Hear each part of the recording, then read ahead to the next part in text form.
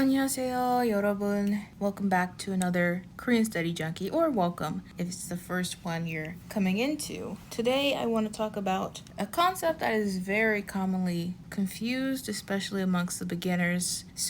And that is the idea of ida, which means to be, and ita, which means to be. So this happens a lot in Korean if you haven't gotten exposed to this yet. There are two things that are translated the same way, but they actually are very different. So these two are very different things. So to really get this, I like to first think of just back to English because that's my native language. So if you can relate it back to your native language to maybe help, that could be good as well. But English to be has many different forms when it's conjugated. So it starts unconjugated as to be, and then it becomes I am, you are, it is. So am, are, is, they all come back or originate from to be, right? So, and that is the same as this ending in Korean, noun plus ida. This ida ending is also an unconjugated form. You may be more familiar with it when it's conjugated as like 입니다, 이에요, 예요, 이야,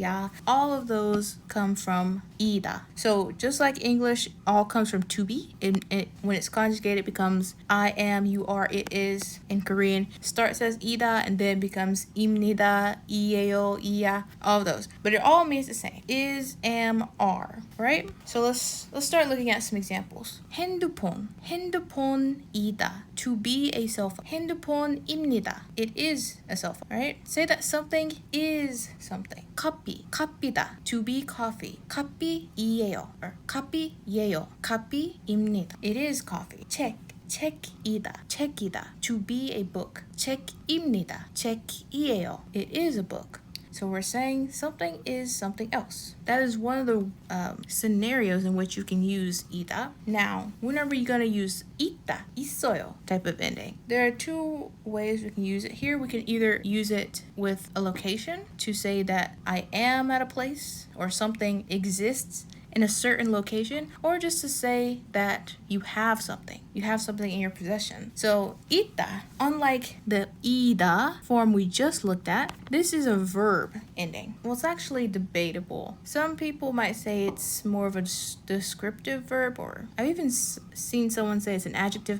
I don't know. I just know it's not a noun. So ita is like a verb ending. So it can have that meaning of to be. You can also have that meaning of to have. But at the end of the day, ita, 있어요, it really means to exist at its core. So in this verb, it cannot be attached to anything. It's used at the end of the sentence just like any other verb or adjective ending. So as we can see, ida gets attached to a noun, then ita is standalone. We can't attach it to anything. So this is only going to have a meaning of to be when you're referring to a location. You can use ita to say I am at home, she is at work, we are, at any location.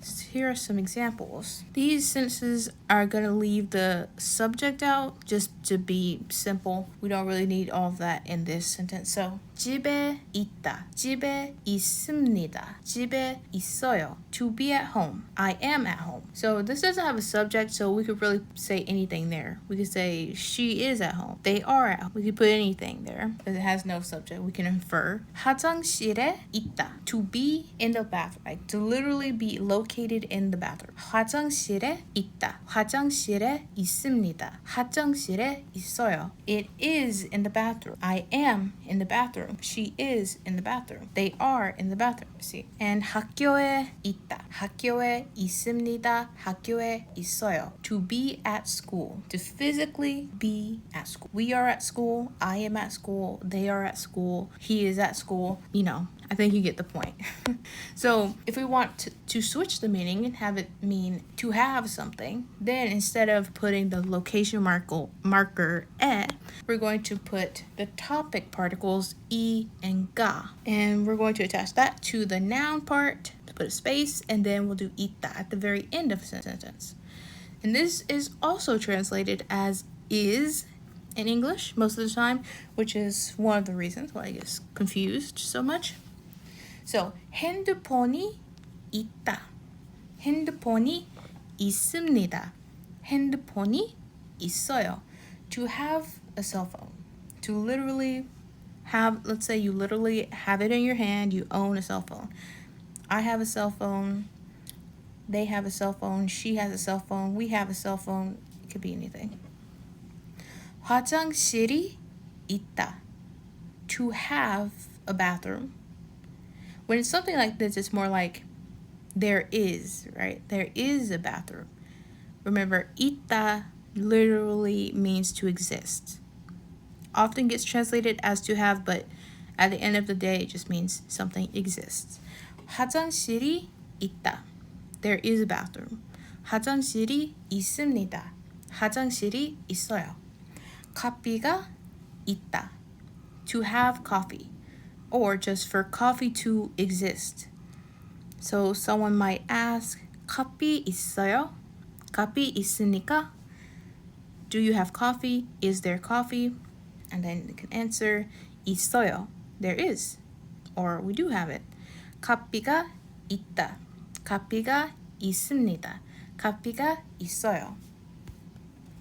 Okay. Now that we've talked about each one individually, let's contrast them. So, first example, TV다. TV입니다. TV예요. TV, yeah, all of those means to be a TV. It is a TV. We're talking about what it is.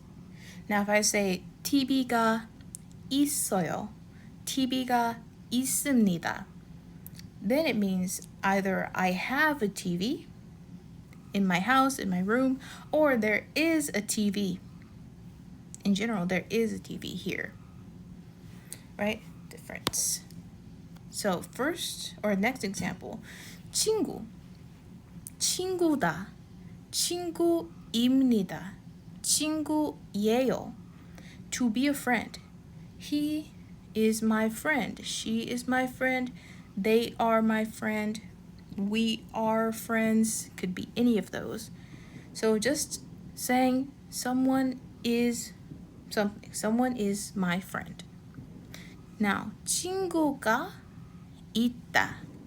Remember, we can use the 이가 plus 있다, 있어요 form to say I have something or there is something. In this case, it's going to be translated more likely as to have. So, to have a friend. 친구가 있어요. I have a friend. So, 친구예요 could be saying she is my friend. 친구예요. She is my friend. 친구가 있어요. I have a friend. Right? 친구는 집에 있어요. My friend is at home. This is when we want to use the form to talk about a location that someone or something is in. So 친구는 집에 있어요. Right? And then I think this is the last example for now. 공원, park. 공원. 공원이다. 공원입니다. 공원이에요. To be a park. This is a park. It is a park. Literally just saying something is something.